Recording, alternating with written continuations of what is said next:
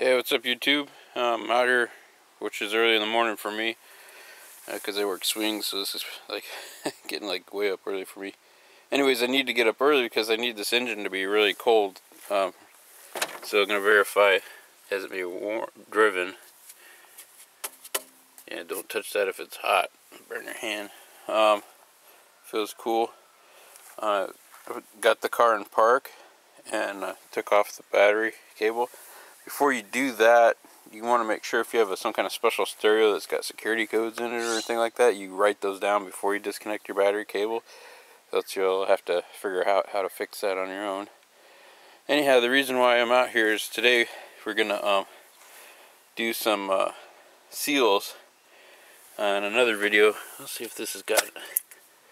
This is pretty cleaned up, but when I first got this car, one of the things you want to check on Hondas and Accords, this is an Accord, let's see if you got oil on your spark plug boots there. It's actually cleaned up quite good. And there's a little bit of something on that one. Feels like it could be oil. That one's got some kind of, hopefully that's all oil. And what that is there's a seal down in the spark plug tube, and to get at it, it's kind of a big job. So that's what I'm going to show today, is how to get to that. So I got the car in park, got the battery cable disconnected. Probably first thing I'm going to do before I start is get these spark plug wires numbered. And actually I could probably do it from, I'm going to cheat. Actually, oh, these are OEM, so I think they're OEM. This one's already labeled for you. It says number 1 on there, number 2, number 3, and I don't care what that one says. Oh, there it is, number 4. So these look, they hopefully, this, I guess these, they're probably got Japanese writing on them. I don't know. Sumito 1990. So these could be OEM. OEM wires are, don't change them out unless you absolutely have to. They're the best wires made. Anyways, you want to identify your wires. You can do another method is by the length of the wires, but if you're not using OEMs, who knows what they are. So you want to number these. And the reason why this is important is you need to find your number 1 and see where it goes. So you trace it out here, and it goes right here. And that's going to be an important spot, and I'll get to that later on. But so you want to know where your number 1 is. On mine, see this distributor, I'm going to kind of go to the right of this big thing. That's how I'm going to remember that. And I'll show you why that's important later on. So let me pause here and kind of get a little situated. Anyways, there's some O-rings underneath the rocker arm assembly. So that's what we're going to do, is we're going to tear all the way down to the rocker arm assembly and get at those. So let me pause the camera here and kind of get situated. We'll pick it up.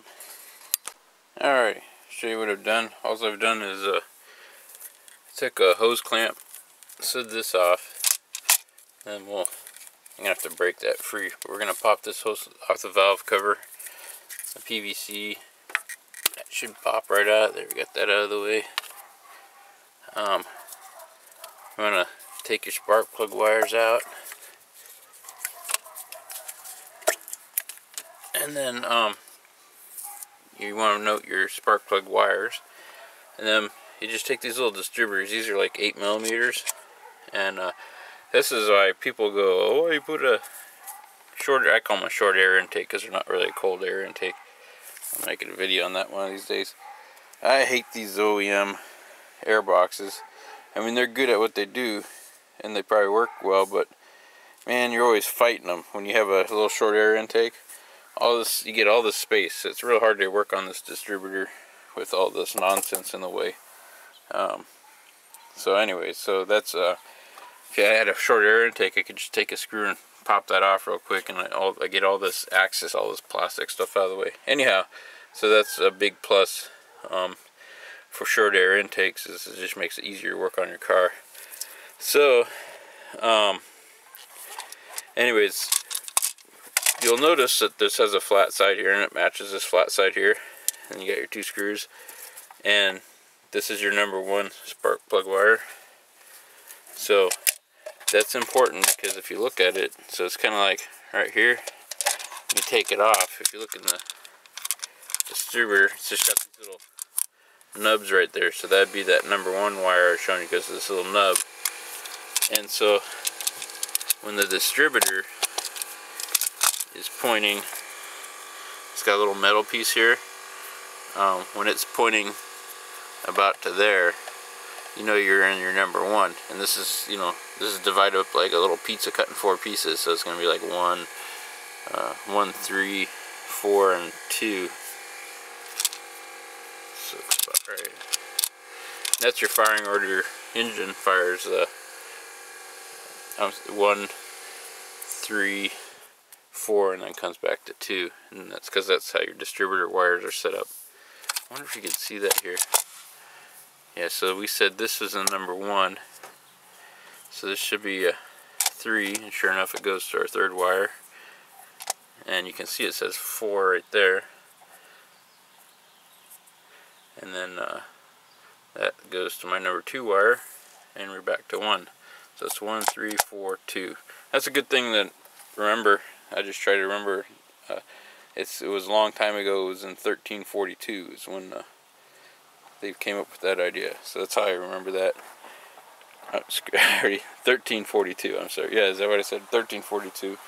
Another way you can remember is it goes 1 and 2 on the ends, and then 3 and 4 in the middle. I don't know, however you like to do it. Anyways, 1342 is the firing order. And again, we just need to watch that, and that'll become important later on. I'll show you why.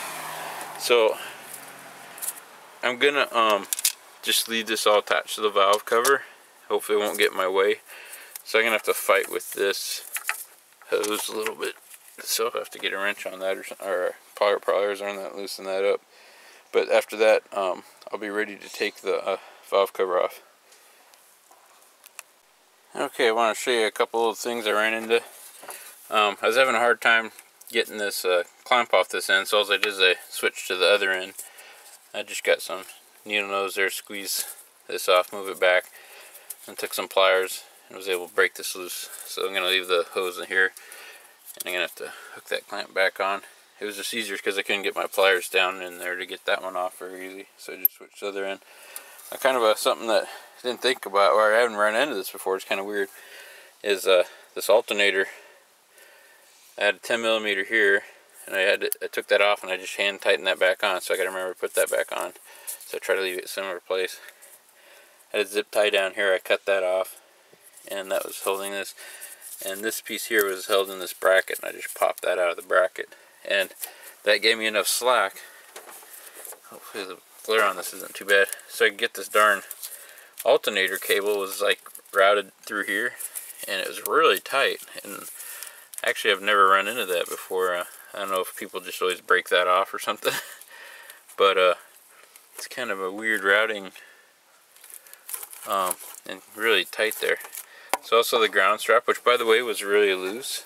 So that's something to watch for. That'll cause performance issues, but it wasn't for me. So and I just broke loose all these 10mm deals here. So I just want to show this because this was kind of like an unexpected time delay there. So I'm almost ready to take that valve cover off. Alright, kind of run up a hang up here.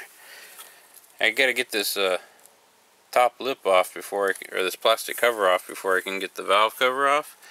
And the bolt right there, can't get any socket on it. I got one over on this side off and one underneath that you can't see, and there's another one down there. This whole time I'm fighting this power steering pump, so I'm gonna take that off and get it out of the way. And so I figured show you how to do that. First thing I did is I loosened this bolt here, and this is a 14mm, and then there's a 12mm down here. Let's see if that's showing up right there. And you want to loosen that, and then you can come over here, and here's your tensioner right here. You just put 10mm on that, and I turned it to the left, and that got me loose there. And you just feel your belt here, and you can feel it coming loose. So you want to get the tension off that. And now that I get the tension off that, let's see if I got enough. Don't have enough. Oh, Oh, I need to get just a little bit more to get the belt off. So I'm going to take that, loosen some more tension on there, and then take that belt off. And then I should be able to just take this bolt out here. There might be another one underneath. I'll show it later on. And then I'm going to try to swing this a little bit out of the way to give me, this bar's right in the way, and it's really hard to get down into there fighting all that. So we'll see how that goes. I'll show you as I make progress on it. It's kind of bummer. All I got to do is get this valve cover off, but I can't because of the way that's engineered there. Anyway, so give you an update as I go along. Okay, I'll show you some stuff I did. Forgot to mention I took this grounding strap off. Just went right here. One thing I like to do is I'll put my bolts in. Should leave them out a little bit, but just enough so they won't fall out. That way you'll see that they need to be put back in. Hopefully you're just gonna kind of look down the side here and you can see stuff sticking up, and you know you gotta put something back on there. So I took this bolt out, put it back in. That was just holding this on. Got my belt off, it's down there. And then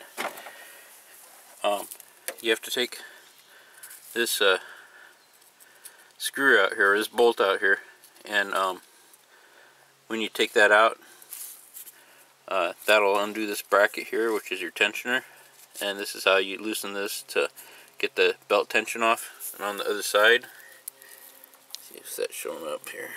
Yeah, right there, there's a nut, and I took that off. It is a 12 millimeter, and then that allowed me to get this part off, and then I just reassembled the whole deal so I won't have to go looking for the parts. And it's still connected to the reservoir bottle, but here's the biggie. See, I get that out of the way, and so I have a lot more room to fight with those bolts down there. And again, this head cover, or this plastic deal right here, is really slowing me down a lot more, and I didn't even really anticipate any of that, so it's taking up a lot of time. So it wasn't that hard to get this pump off, so don't be afraid to take it off. I think if I were to do this again, just if I spent too much time trying to get at that bolt with this pump in the way, so hopefully this will speed this up a little bit. Okay, a quick tip on this. The bolt I got out was here, and that was the one that was fighting me so much. And I was trying to come at it at this angle, which seems logical because you're pushing down to get that loose, turn it to the left. The way I actually was able to get it out is I took my opening wrench and had to come in straight from the top and just bust it loose a little bit and just kept working it. And once I got it out far enough, I just reached in there, which I couldn't do before with all that stuff in the way, with my hand, and just unscrewed it. So I think there might be one more under here. Let's see. And it's still on there really tight, so I'm probably missing one, but I'm thinking that there's one more underneath this lip here. Hopefully this is showing up on camera down here. So that's my next thing. And again, this power steering pump was all right here and hard for me to get at. Kind of pushed it off over towards the exhaust valve, or exhaust header there. So we'll see. Anyways, this, I just want a good tip is to come straight down from the top with an opening wrench to get that one out. Okay, I got some good news for you guys doing this at home. This is the importance of having a clean engine bay. And this one's fairly clean, but this top of this, I thought that was the black plastic because it looks just like, you know, it meshes right into there. And I thought that was kind of weird that Honda built it that way. And I got going there, and I had nicked that or something. And I cleaned that off, and there's a little spot right there, and I'm like, man, it looks like that's the aluminum. Sure enough, it was. So I had to get those out anyways, and this did make that easier. But you don't have to take that cover off. You do later on, but you don't have to take the cover off to get the valve on. And whoever did this before me, like, gooped a whole bunch of RTV on here, which is not how you do that. I'll show you how to do that right later on. And so I'd loaned out my original dead blow, so I had to go get this. And if you go, I've always called these dead blow hammers, and this is one of the rare ones that actually says dead blow on it. And because sometimes you go into a parts store and say, I need to buy a dead blow hammer, and they're like, what's that? And you're like, it's the bright orange one. And what makes this a dead blow is it's usually got, you can hear it, it's usually got like sand in it, and it's hard plastic, but it's not brittle plastic. And the idea is, with a dead blow hammer, if this was a rubber mallet and you hit this, it's gonna ricochet back at you, because that's a rubber mallet is for specific kind of work where you can't, like I don't know, one of these days I'll have an example of where you'd use a rubber mallet, but it's where you don't need it stuff to it'll bounce back on you if you hit a hard surface like that. A dead blow, if I came down and hit really hard right here, it's not gonna bounce back, or it shouldn't bounce back at all. That's why it's got the sand in there.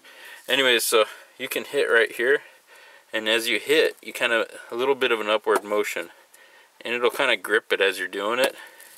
And you can tap here, and I recommend getting a big one because you can always hit softly, and you don't want to work. You want to make the hammer do the work. You know, hit it with a good dead blow, but you don't want to hit it so hard that you put a dent in your valve cover. Anyway, so I banged on this, and there it's loose. Now you want to watch these little caps on top, because those will, when you first take the screws out, they're kind of like stuck in there. And see, like right here, it's showing up, it's coming out. So you don't want to lose those because you need those. Anyway, so I had to run to the store and get my dead blow, because like I said, I loaned mine out and never got it back. And so I got my new dead blow. They're not too expensive, and they're well worth having. I mean, this would be almost impossible, well, not impossible, but very hard to get off. A couple whacks and boom, it's loose. And again, part of the reason why it was hard was because somebody gooped our TV all over there. Anyways, so you probably don't have to monkey around with all this stuff at that time. You will later, and that will make things easier for me later on. But I was really getting frustrated because I was having a hard time getting this off, and I thought it was because that looked like the plastic cover was covering that. Anyways, that's not the case. So let me press on, got you updated, and we'll get that valve cover. Also, we're gonna take the rocker arm assembly and even the valve cover. So I recommend, like, I got a little, what I really need is a cart. That'll be my next trick. So I got my assistant here guarding my towel, make sure nobody steals it. And I'll just lay out my parts on this towel. It's fairly clean. It's just an old towel I got laying around. It's got some kind of bleach stain on it or something there. Anyway, so that's the idea, is take my parts off there that are important and put it on this towel so I won't lose them and keep them from getting dirty. Anyway, so let me press on and I'll pick you up in just a minute.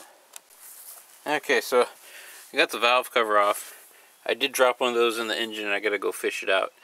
On your valve cover, I'll show you my little kit I picked up from Honda. It should come with new seals right there.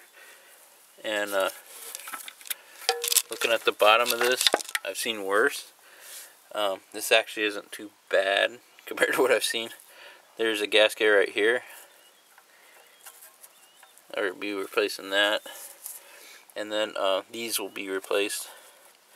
They're kind of old, I've seen worse, but I got the gasket set, so I'll swap them out. But what I wanted to show you, which is really cool in this video, you get the opportunity to see, is look how much sludge is. See if this will come up. There's so much sludge on the top of this engine. Now, people ask me about, you know, changing oils. I wonder if they put some kind of sealant in this or something. I've never seen one quite like that. It almost looks like, that's probably just dirt.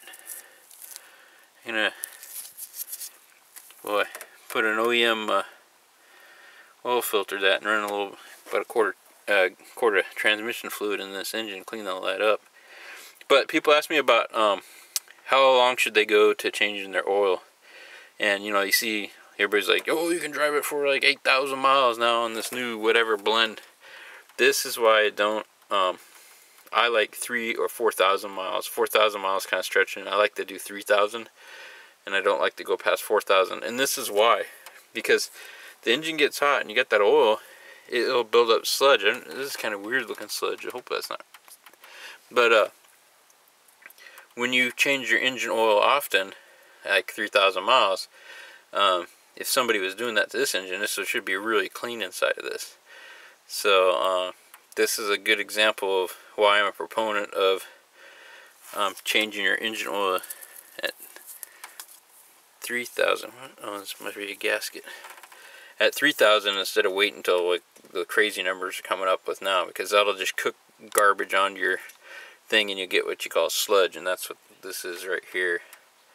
At least I hope it is, unless somebody puts some kind of weird oil additive to try like block seal leakage, which you don't want to do, because in modern engines, especially high RPMs like the Hondas and stuff, you need that oil to flow. And if you're putting some kind of sealant in there, you run a very good chance of blocking off an orifice. That's very important. Anyhow, so the first thing I'm going to do on this is, those seals that I showed you on the bottom, they kind of seat here, and that does help keep oil out. Boy, that's really bigged up there. I got to clean all this up, get all the old gasket seals off. But what you don't see, and which should be on this car, we'll find out here, is underneath this there's another thing that looks just like this that's got like an O-ring under it. A lot of people don't know that those need to be changed out. In fact, I don't even think the book talks about that, even the OEM book, which is kind of weird.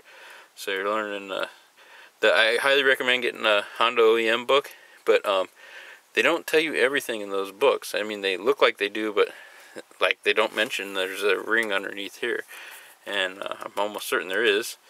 And so first thing we want to do too on these rock arms is we're gonna loosen all these, take all the tension off these. Actually, that's not the first thing, but before I take that rocker arm assembly off, we want to loosen all these up, and you're gonna have to tension those up again anyways, and that's to relieve stress on your valves and your cams, lobes and stuff. And then we'll take the bolts out. There should be like 8mm, and I can't remember the other one, 10mm or something. You'll take all these bolts off, and you want to leave the bolts on, because if you take all the bolts out, this thing will like explode on you. You just loosen them all, and the way you loosen them is you do 2 turns per bolt, and you should do a pattern on it. I'll look that up. And because this is gets very stressed, and you don't want it to, you want to take it apart gently. Anyway, so what I got to do now, and hopefully this will come off. Yeah, look at that, cool. So I got to fight with that. I got to get this engine set to top dead center, and that'll come into this distributor play, and it's got to be top dead center on the #1 cylinder. And I'll show you how to do that. It's going to take me a little bit to get set up, but I just want to show you this sludge thing. This is a perfect example of why you want to change. Use OEM oil filters, and they're pretty cheap, and you can't buy better ones in my opinion. And you know, like $6 for one, and it's better than any of the fancy one you're gonna buy at Walmart. You know, you can spend $30 on one and it won't be as good as that OEM one in my opinion.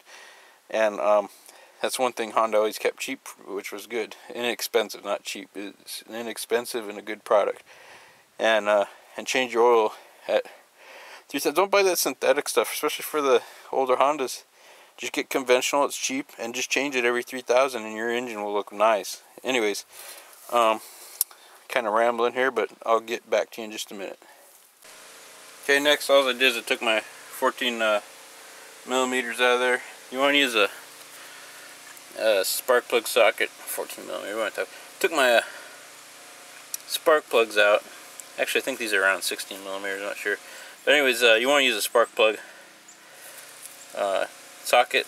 The difference is they got a little, this one has like a little O-ring in there, a little rubber gasket thing, so kind of grips it in, gets enough clearance, won't put stress on this back end part, and then as you take it out, that ring will grip this and help you pull it out. And I'll swing over the car real quick, show you something. So I took that little plastic cover off, which was really easy because I had all the bolts out. And I gotta get where it says up there, what was that showing up on camera? I gotta get that up, and I could try to do it from here. Having a little bit of trouble getting a good clearance on the socket wrench there. Part of the reason why I took the spark plugs out is it'll make it a lot easier to turn the engine over, so I could probably do it from up there. There's an access point right down here through that little, that's showing up. There's a little star cut out in the plastic there. I just cranked my wheel all the way over. Should give me access to that. And I believe that's a 14mm. Probably want to step up to a 1/2-inch drive on something like this, but I'll try it. 3/8. If it doesn't work, I'll go up to a 1/2-inch. And so I'm going to turn the engine over till that goes up, and that's where this guy comes in. So depending on which way this turns, I got to get this to the #1 spark plug position, which, looking at that cap, was right about here. So that'll tell us that that first cylinder, when that camshaft says up, if that's in the #1 firing position, that means that #1 spark plug hole should be in the up position. And so that's what I'm going to do next. Okay, if we look on the distributor, you see the It looks to be pointing towards where that we thought that number 1 spark plug wire went to. And then you can also use the screwdriver method to help check you out there. And then see if I put in this hole, it goes way down.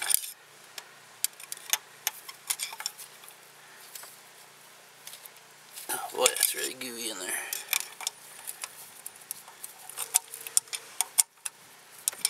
Oh, that feels like that's not. Feels kind of funny there.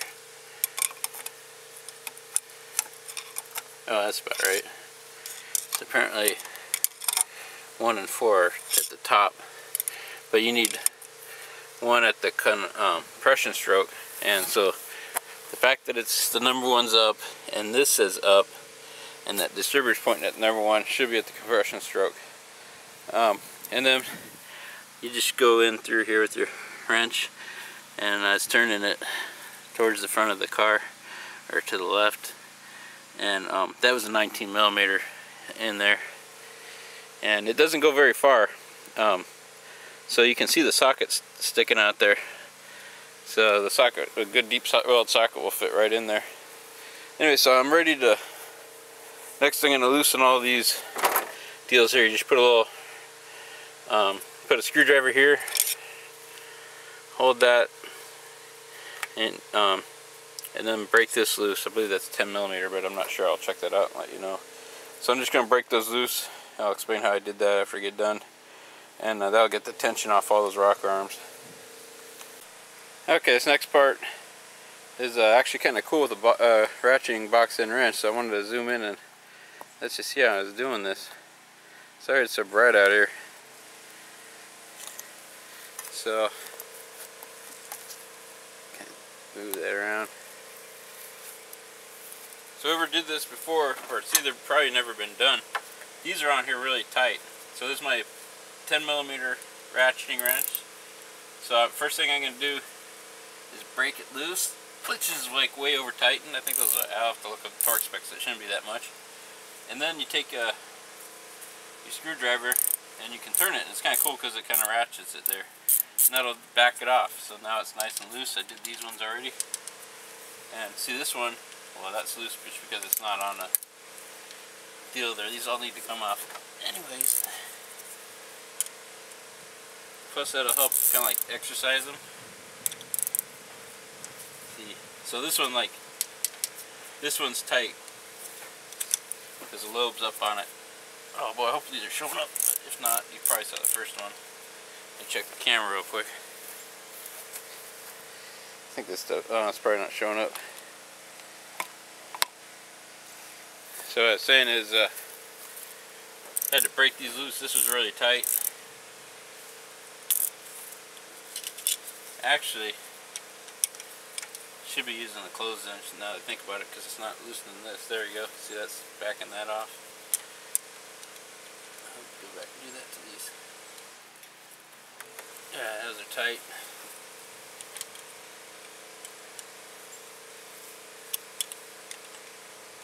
Anyhow, so that's what I'm doing.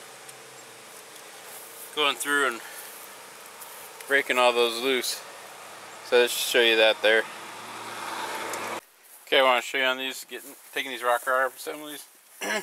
These are 12 meter and 10 millimeter. The way you do this is, this is the torque sequence for putting it on. I'm just doing the same sequence to take it off. You go center, front, and back. Then you switch over here, center, front, and back. Kind of work your way. I'll have to check out how in the end, because it gets a little bit different, but center, back,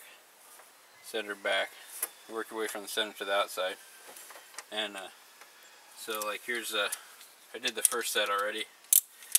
Second set, take my 12, there you go, bust that loose, and the front one, and then the back one's a 10 millimeter.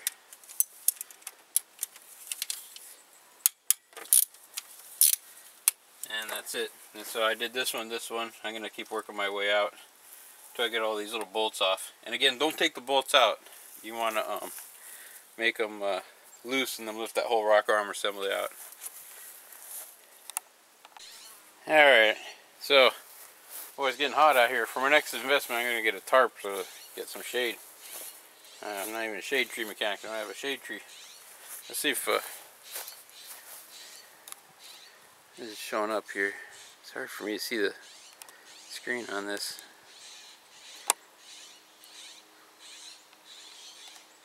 There we go. Right there, what I did was, I had to use fingernail polish, but I'd like to use whiteout's probably a better thing. But just mark on my cam and my timing belt so I can make sure I get that line back up without too much effort there. And show you another thing. On when you're doing that center removal of your bolts, these are bolts here. I didn't recognize it because it had the little stems on it. So these here, these in the back, these in the middle, and these in the front. And I loosened these two here. Not sure if I could break that distributor all the way loose or not. I probably have to break the 3 bolts loose and give it some play. I previously, oh, you guys probably can't see what I'm pointing at. I previously had marked this from another job, which is always a good idea. So if I have to break that really loose, or even take it off, I can put it back, and it should be fairly in time.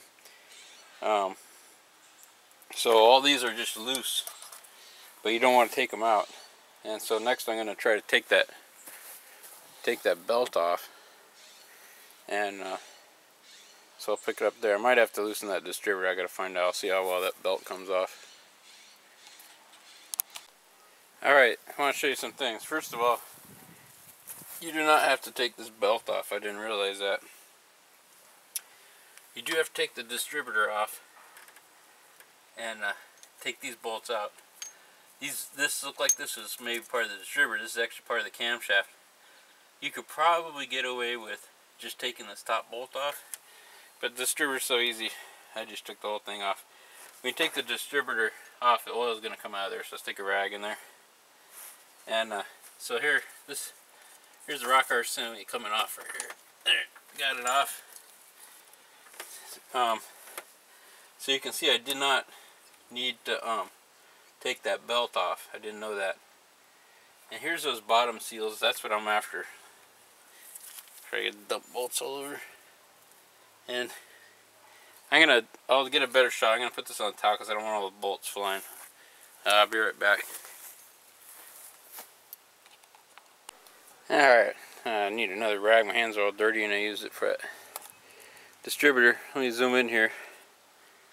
Show you something. Hopefully this is showing up on film. Here's your culprits to your oil inside your spark plug welds. Right here, this mating surface. These need to be cleaned up, and I'll show you what goes there. Swing over here to the rocker arm assembly. Ooh, nice in the shade now. There's my rocker arm. I'm gonna back this off. So, there's top gaskets right here, and that's what top of the valve cover up there. These gaskets right here seat onto the shiny metal surface on the valve cover right over here. So we're gonna replace those, clean that up, and replace these. Just don't take these bolts out, or this thing will explode on you. It's a pain to put back together. Saying that is probably gonna blow it up here, trying to flip it over and show you something.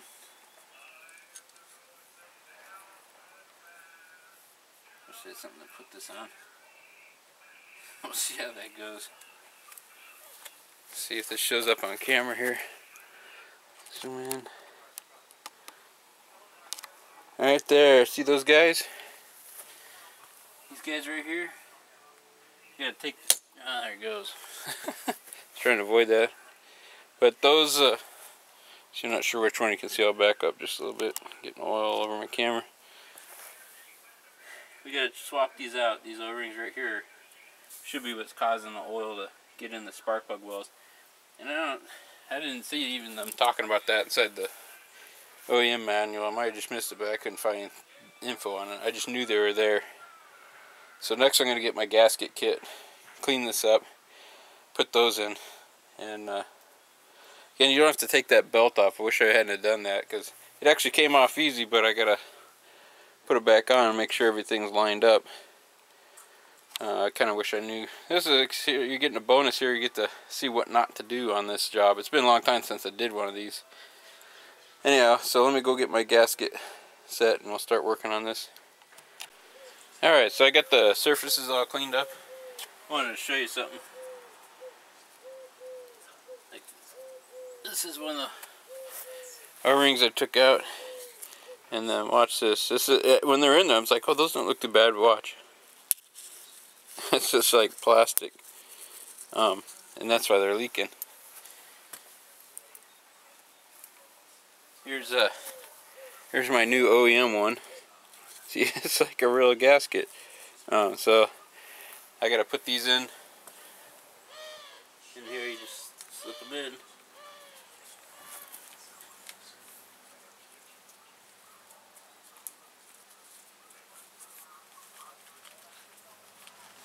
Boom. So this little, I don't know, I can't remember how much these cost.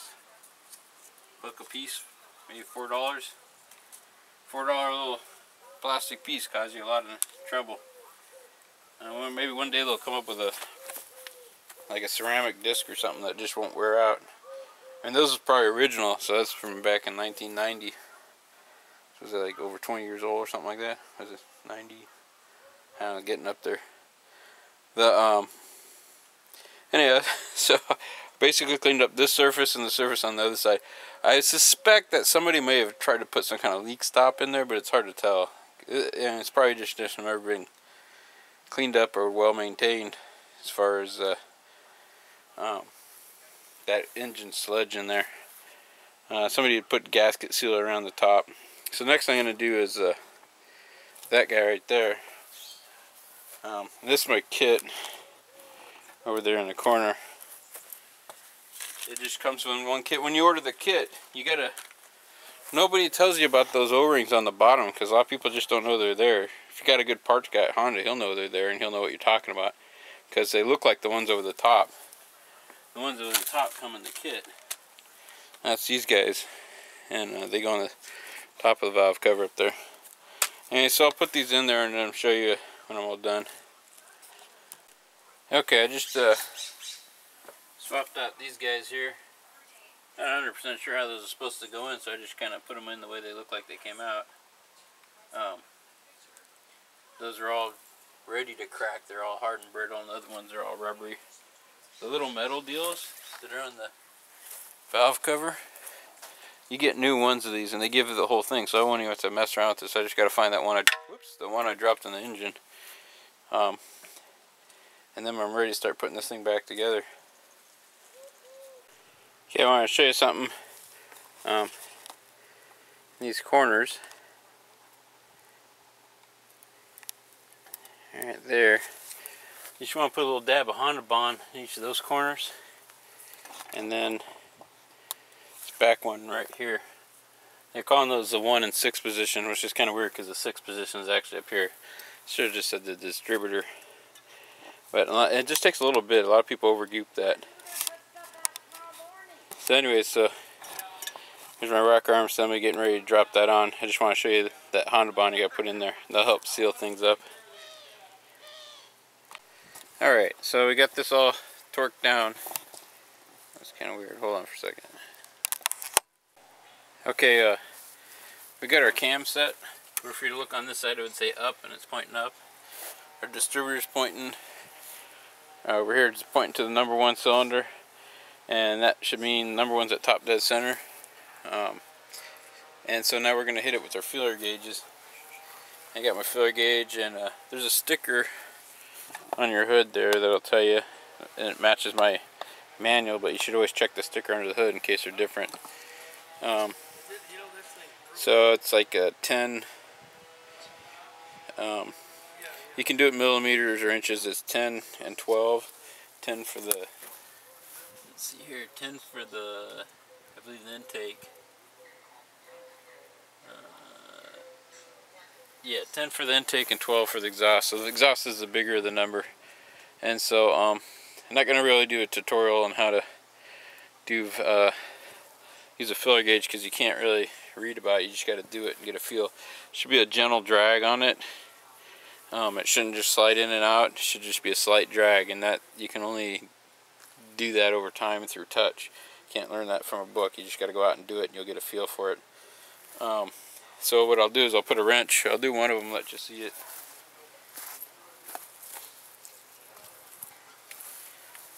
If I can find my wrench here.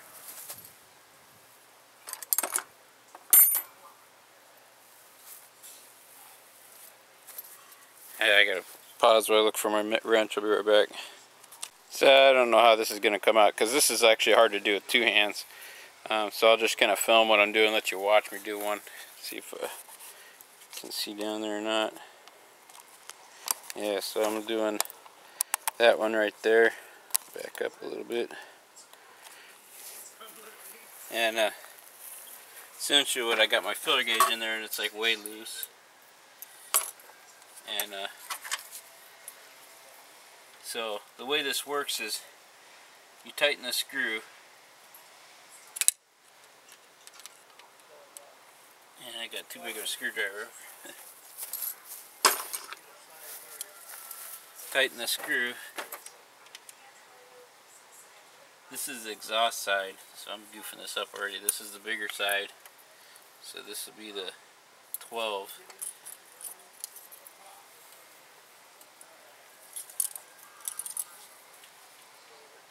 So what this wrench is for is it locks it down. So you basically adjust it with the center piece and see it walks and stuff.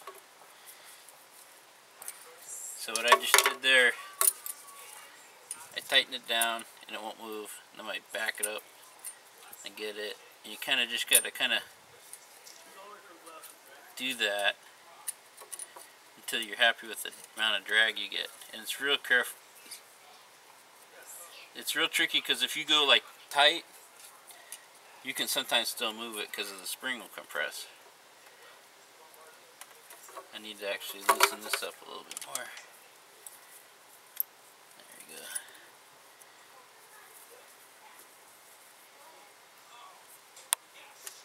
So that, so right there's about where I want it. So I'm going to tighten it down. And it's only like 14 inch-pounds or something like that. So it's not very much. This thing was like reefed on before. But it probably never been done in the heat and stuff, making it tight. So that's pretty much it. You're going to have to just play with that and feel for it because I can't explain to you. You just got to feel how it feels. Anyway, so that's what I'm going to do is I'm going to do my number 1 cylinder, and then I'll show you when I get done with that what I do after that. So I'm just going to do what I just did there to the 2 front and the 2 back. The 2 backs are the intakes because it's your intake on the inside and this is your exhaust on this side. And your intakes and exhausts are different sizes. Your exhaust is the bigger one. So anyway, so that's what I'm going to do there. I'm going to pause the camera. Okay, so I did the number 1 and now I'm going to do the number 3. Remember it goes 1, 3, should be 4, 2. So I got to get this where it says up. I'm going to put it 90 degrees over by turning the crankshaft below. So let's give this a shot. Oh, you can't see, but I stuck a spark plug inside the that backwards spark plug in the number 1 or number 3, so I can see when it raises. Going around. Oop, there it's coming up. Can't see it probably, but there we go.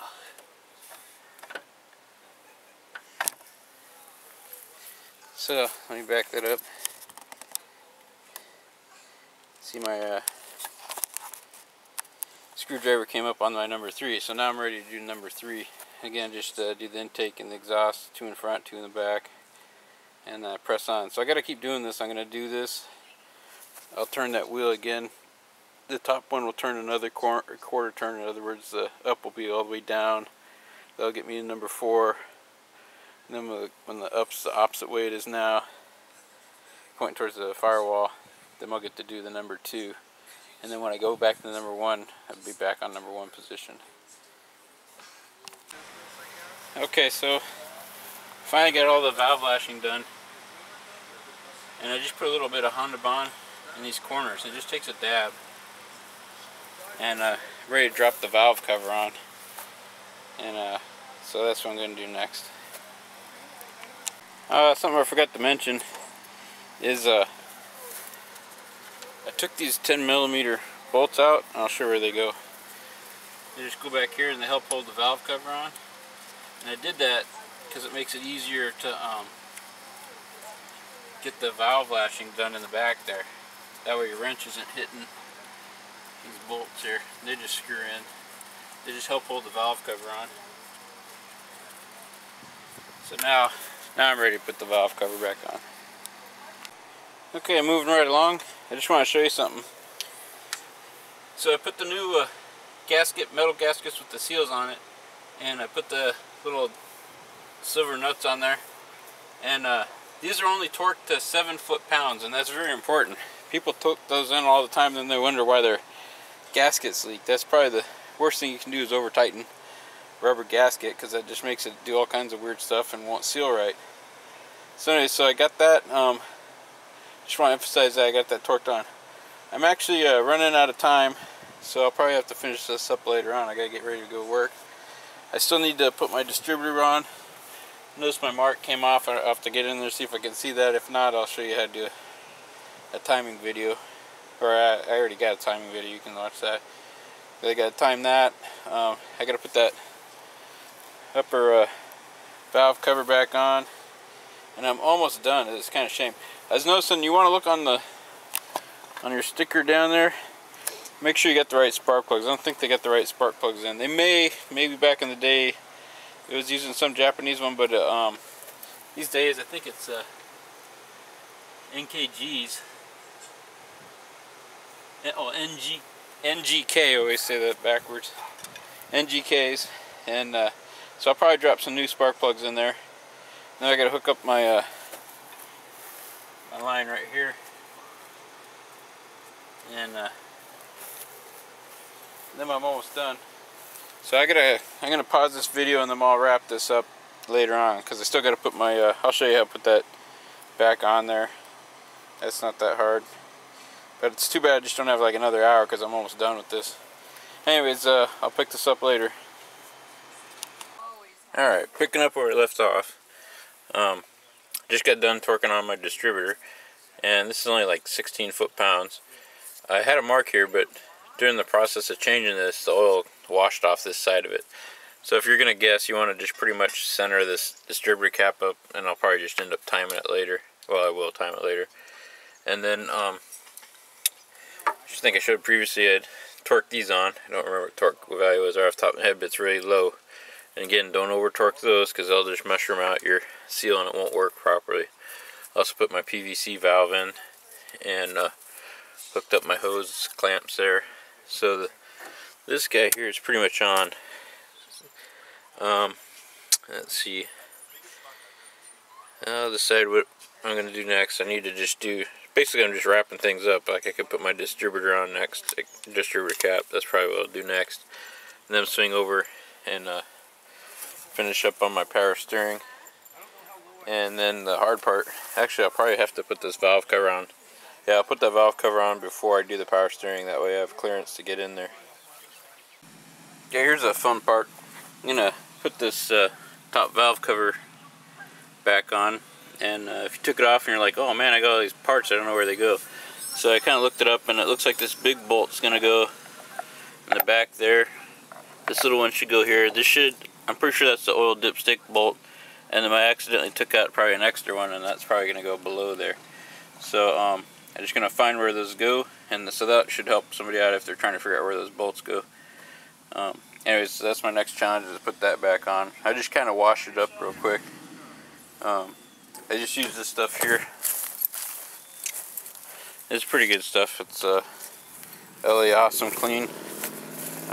You can actually get it at Walmart now, and you get more than at the dollar store, because they give you a bigger bottle, so when you work out the price, you get more product at Walmart than the dollar store. And yeah, it works pretty good. So that's my next step, is to get that cover on. Alright, made another little quick mistake. You gotta put the upper valve cover on before you put your valve cover on. because I don't know, remember when I was taking it apart, I thought that was overlapping that. You think I would have remembered. So you got to put your upper valve cover on before you put your valve cover on. And again, so I took it off, and just since I'm here, just got done torquing these, and again, those are only like 7 foot-pounds. Around that, you need to check your specs, but that's very little. And what happened is if you over tighten it, it'll make the seals not sit good. So anyhow, we're almost done here. Got my distributor cap back on, torqued the bolts on. I just gotta put these wires back on. I'm gonna go get a new set of, actually I found a set of brand new spark plug wire, or spark plugs. I'm gonna put new spark plugs in it. And we're getting really close. Pretty much all I have to do now is put the wires back on, and then tackle this power steering pump, and I think that's about it. Oh, and can't forget my ground straps. Those are very important. Sometimes people forget their ground straps, or be missing one, or have a loose one, and that will actually cause some weird engine problems, because on Hondas, grounding is pretty important. Alright, hopefully I can get some camera angles on this. It's going to be kind of hard to show. First thing you want to make sure you got your belt. It just loops around the only open belt down there, only open pulley down there, and you got it here. And the way I'm saying that is because it'll fall down pretty easy. And if it does, it's not a big deal. You just got to fish it up. The bolt here I have not put in yet. I'm going to save that for last. And the first thing I kind of did was, I don't know if this is going to show up. There's a bolt underneath the power steering pump that goes this way here, and the nut goes on the end there. So that's the first piece I put on, and you can see it right back there. Cable's in the way. Right there is this side of it, and then it comes up to your tensioner, and then let's see if I can get in there. I put in the tensioner bracket, and then so now all that's pretty much is left to do is I'm gonna put the I haven't decided. I'll just see how it goes. Either gonna put the belt on first, and then this bolt, or this bolt and then the belt. I'm just gonna go whichever way goes easiest. But the point I wanted to put out is the bolt on the bottom is the one I put in first. Put the nut on the end, and then put the tensioner bracket on, and then so now I'm ready to kind of just cinch this all up there. So after that, I'm pretty much got all the parts done, or just have to slap it together. Okay, here's some tips I want to point out for this power steering pump. The belt went on really easy, and this top bolt here, you just want to you don't want to tighten anything down. Actually, it's better to shoot a little WD-40 all around so things will swivel easy. So you just put that in, but don't tighten it down all the way. And then the nut on the other side of the pivot bolt, which I don't think I can. There it is right there. It's probably not showing up on camera. Don't tighten that down all the way, because that'll help it tension. And from this side you can see the other side that nut I was talking about is right there. And so when you tighten this, it pulls the power steering pump up. For some reason this metal bracket's always been kind of cheaply made. Should be made out of some good strong steel or something, but they made it almost feels like it's made out of aluminum, so it bends really easy, so be careful with that. And on your belts in general, what you want to do is try to reach down, grab the longest part of it, and then try to twist it. And when it bends just to 90 degrees, that's usually a good sign that you got the tension right. Don't over tension. It's actually worse to over tension a belt than to under tension it, because if it's under tensioning, it's just going to squeal a little bit and just cut off your engine and tighten it up a little bit more. But if you got too much tension on it, you actually start destroying bearings and your components and stuff. So I put on the grounding straps and tighten those down, and I got my belt pretty well tensioned up, and so I'm just going to tighten all the bolts up so my power steering pump won't move. And then that'll just leave me to put my spark plugs in. I'll torque those down, and then get ready to fire it up here. So hopefully that'll help you out with your power steering pump. It wasn't that hard to work with. Actually, what takes the longest on this job is the little things you don't think of, like this valve cover. It's really hard to get wrench down into those bolts and stuff. Highly recommend one of these box end wrenches. You know, they get the ratcheting box end wrenches, they help out a lot. The angle, this one I got a little angle to it, and most of the time this is okay, but in this scenario it would have been nice to have a straight one. So I've never tried those pivot ones. They always look like they would never pivot correctly, and all those things are expensive, so I kind of wait until I can actually try one of those tools out, maybe a friend's tool or something, before I go buy something like that, because they are kind of expensive. So I'll just go ahead and pause the camera and I'll pick it up when I get some more stuff put together, which is, I'm almost done now. Okay, gonna put in the spark plugs, and the reason why I'm showing this is because I see a lot of people doing it wrong. And first thing you want to do is you want to use some anti-seize. Make sure it's going to be high temperature so it can, you know, specifically for your spark plugs. And you want to do is you want to put the spark plugs in hand tight first, and then come back in and torque it. And it's only 13 foot-pounds, and I want to show you what that looks like.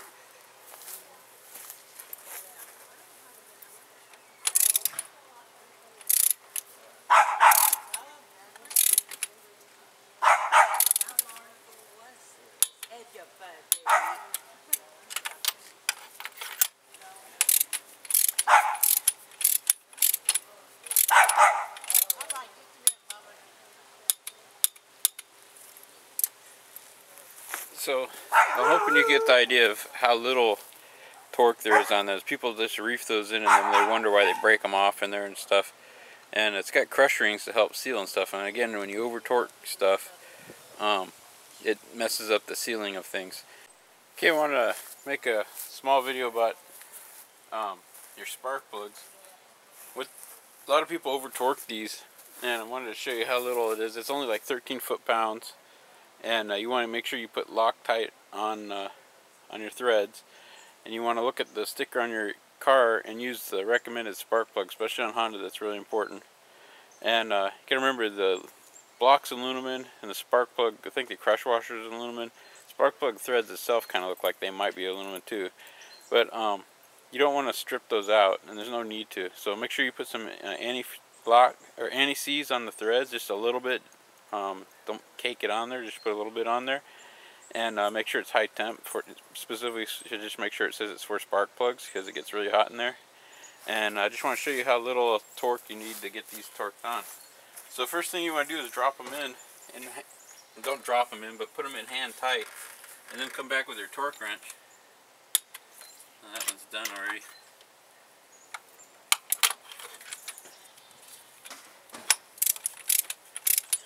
So that was hand tight, and just ratchet it down, and then listen. That's it. See, it's not very much at all. And so a lot of people are putting those in way too tight. These should come out very easy. And if you put them in too tight, your crush washer is not going to seal very good. There's a little compression there. Oh, there you go. See, it doesn't take much at all to torque those in.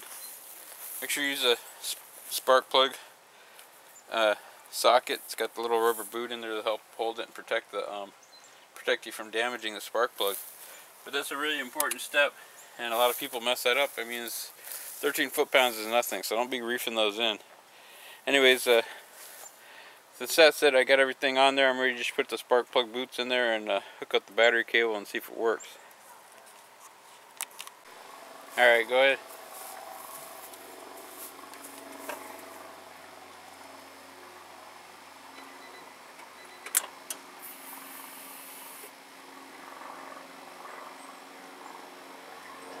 Huh?